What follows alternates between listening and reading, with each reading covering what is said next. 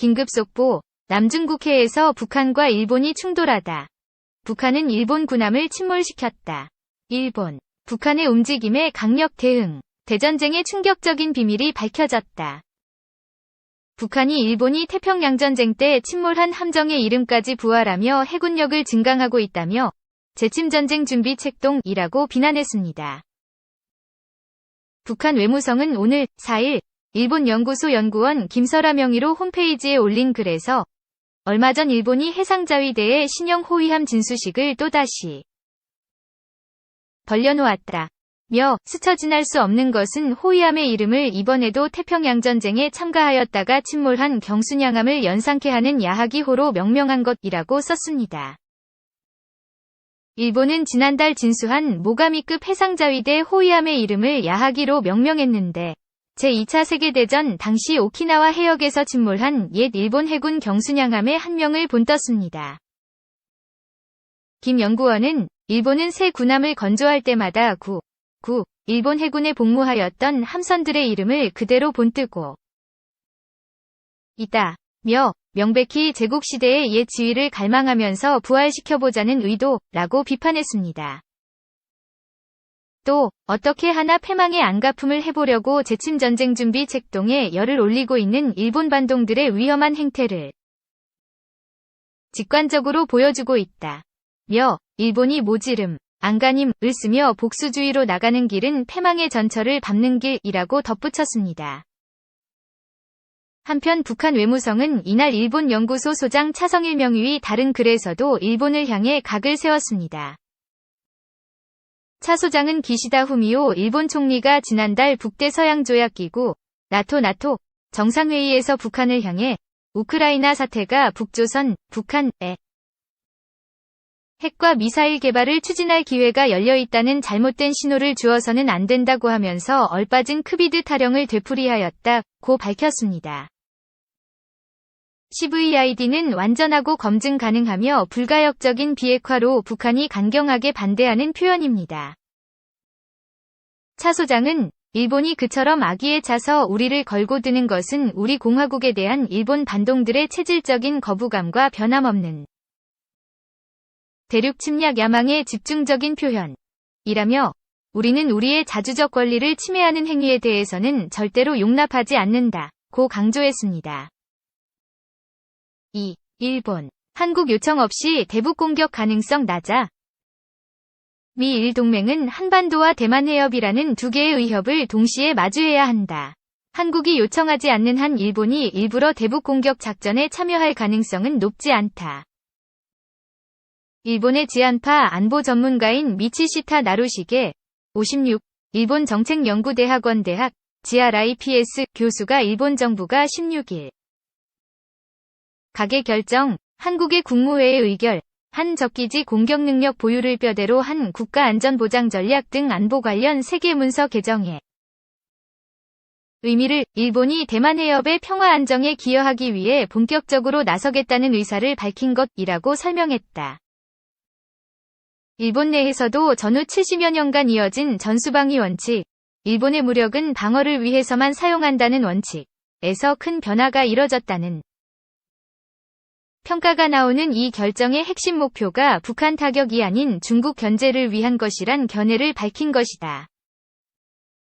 그러면서도 의사소통의 중요성이 커졌다며 가능하다면 한미일 외교 국방장관이 참여하는 2+2 회의를 시작하는 것도 좋다고 강조했다. 최근 안보 상황 변화에 대한 일본 주류 사회의 시각을 잘 보여주는 이 인터뷰는 지난 13일 미치시타 교수의 연구실에서 이뤄졌다. 적기지 공격 능력 보유, 방위비 2배 증액 등 70여 년 만에 일본 안보 정책의 틀이 크게 바뀌었다. 이 개정의 의미는 일본이 대만 해협의 평화와 안정에 기여하기 위해 본격 나서겠다는 의사를 밝힌 것이다. 자위대는 미군과 한층 긴밀하게 협력하며 대중 억제력을 강화하게 된다. 중국은 굉장히 강해지고 있다. 국방 예산을 보면 지난 10년간 2012에서 2021년 무려 72%가 증가했다. 미국은 오히려 6.1%가 줄었다. 미국이 아직 세계 1위이긴 하지만 인도 태평양 지역에서 군사적 균형이 엄청난 속도로 변하고 있다. 이 지역에서의 평화와 안정을 확보하려면 일본도 그만큼 역할을 해야 한다. 일본의 안보정책 전환은 동아시아에 어떤 영향을 줄까? 중국에서 오키나와 등 일본에 도달할 수 있는 탄도미사일이 적어도 1000발이 넘는다. 속도도 빨라 10분이면 일본에 떨어진다. 일본이 보유하려는 미국산 토마호크와 자위대가 사거리 개량을 진행 중인 12식 지대함 유도탄 등 장거리 순항미사일은 속도가 느리고 탄두 중량도 가볍다.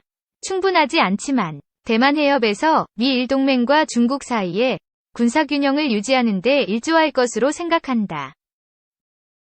일본은 적기지 공격을 미군과 공동으로 운용할 예정이다.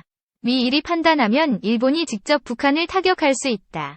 한국에는 큰 부담이다. 그래서 한미일의 긴밀한 대화가 꼭 필요하다. 가능하다면 외교 국방장관이 참여하는 2+2 회의를 시작하는 것도 좋은 생각이다. 한반도와 대만 해협 안보는 연결돼 있다. 미일 동맹은 한반도와 대만 해협이라는 두 개의 의협을 동시에 마주해야 한다. 게다가 전력이 북쪽과 남쪽으로 분산되어 있어 대응이 쉽지 않다. 특히 중국이 대만 해협에서 군사적 우위를 차지하기 위해 한반도 위기를 조성할 수 있다. 예전엔 중국이 북한의 핵미사일 개발을 달가워하지 않았지만 최근 미중 갈등이 격해지고 대만 문제가 있어 상황이 다르다. 다소 위험이 있겠지만 북한을 강하게 하는 것이 유리하다고 판단할 수 있다. 중국이 군사 지원을 하는 것이 가장 우려된다. 한반도의 위기가 커지면 중국은 이때를 대만 침공의 기회로 생각할 가능성도 있다.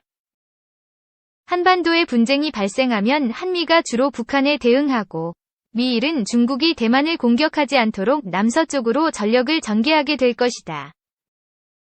한국이 요청하지 않는 한 일본이 일부러 대북 공격 작전에 참여할 가능성은 높지 않다. 계속되는 미사일 발사, 7차 핵실험 가능성 등 북한 상황이 심상찮다. 솔직히 군사 충돌 가능성만 보면 대만보다 한반도 쪽이 더 위험하다.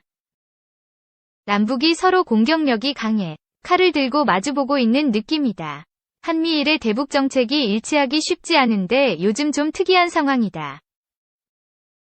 압력이 필요하다는 공감대가 형성돼 있어 당분간 대화는 힘들어 보인다. 7차 핵실험은 막기 힘들다. 북한의 핵실험은 계속 폭발력이 올라갔지만 이번엔 작아지는 전술핵무기가 아닐까 유심히 지켜보고 있다. 는 대대적 군비 확충을 억제력을 위한 것이라 하지만 과거 침략과 식민 지배를 받은 한국에선 우려의 시선이 있다. 지금 한일을 비교하면 한국 쪽이 훨씬 공격무기를 많이 갖고 있다.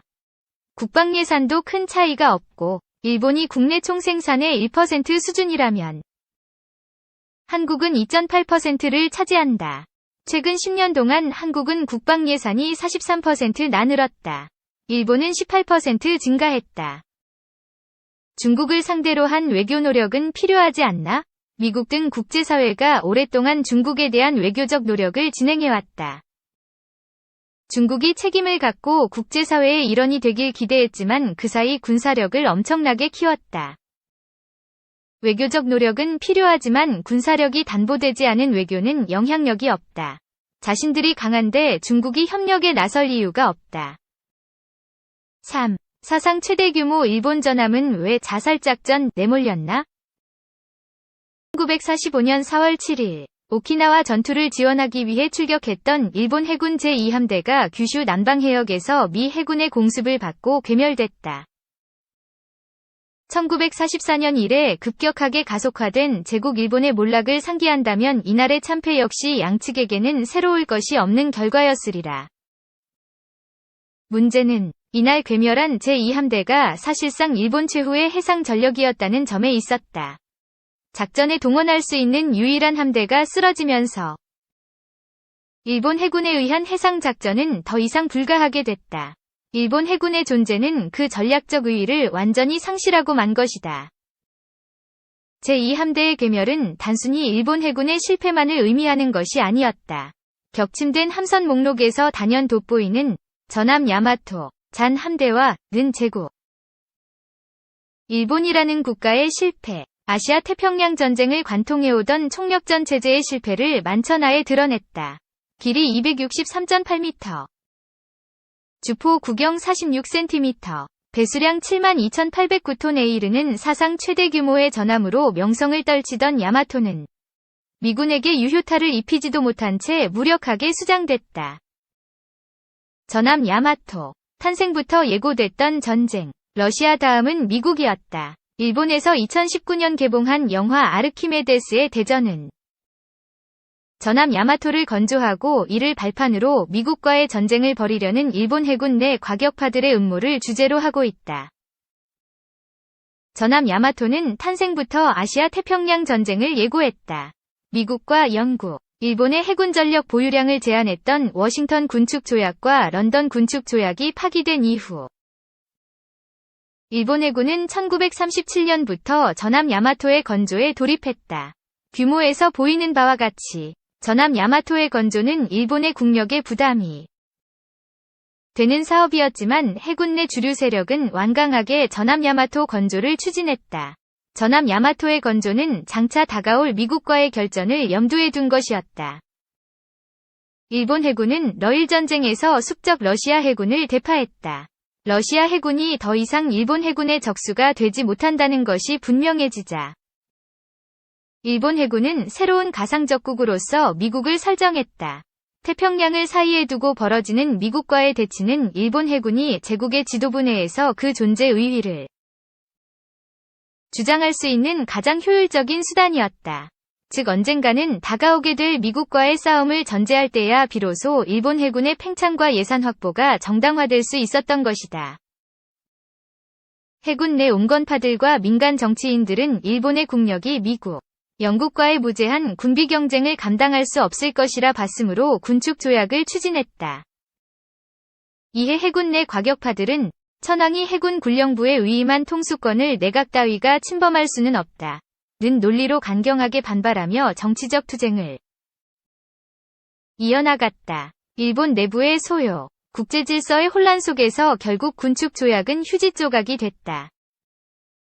물론 단연간 미국에 대해 연구를 거듭해왔던 해군의 주요 장교들은 자신들이 가상적국으로 설정한 미국의 국력이 일본의 국력을 아득히 상회하고 있음을 누구보다도 잘 알고 있었다. 그렇기에 그들은 더더욱 야마토와 같은 거함거포 전함이 필요하다고 생각했다. 그들은 러시아의 발트 함대를 격파한 스시마 해전의 결과가 러일 전쟁의 승전으로 이어졌던 과거의 교훈이 미국과의 싸움에서도 적용되리라 봤다.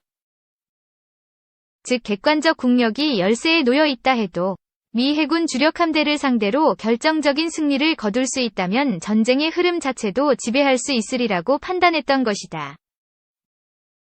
그 결정적 함대 결전에서 승리하기 위해서는 상대보다 더 크고 강력한 전함이 필요했다. 그들에게 있어 그 전함 건조를 제한하는 군축 조약은 일본의 승전 가능성을 잘라버리는 매국 행위나 다를 바 없었던 것이다. 가상적국인 미국과의 함대 결전에서 승리하고자 했던 일본 해군의 지도자들은 사상 최대 규모의 거함거포 전함을 건조하고자 했다. 군비 증강의 족쇄가 사라진 현실 위에서 일본 해군은 세계에서 가장 크고 강력한 거함거포 전함의 건조에 매진했다. 사상 최대 규모의 거함거포 전함 야마토는 그렇게 만들어졌다.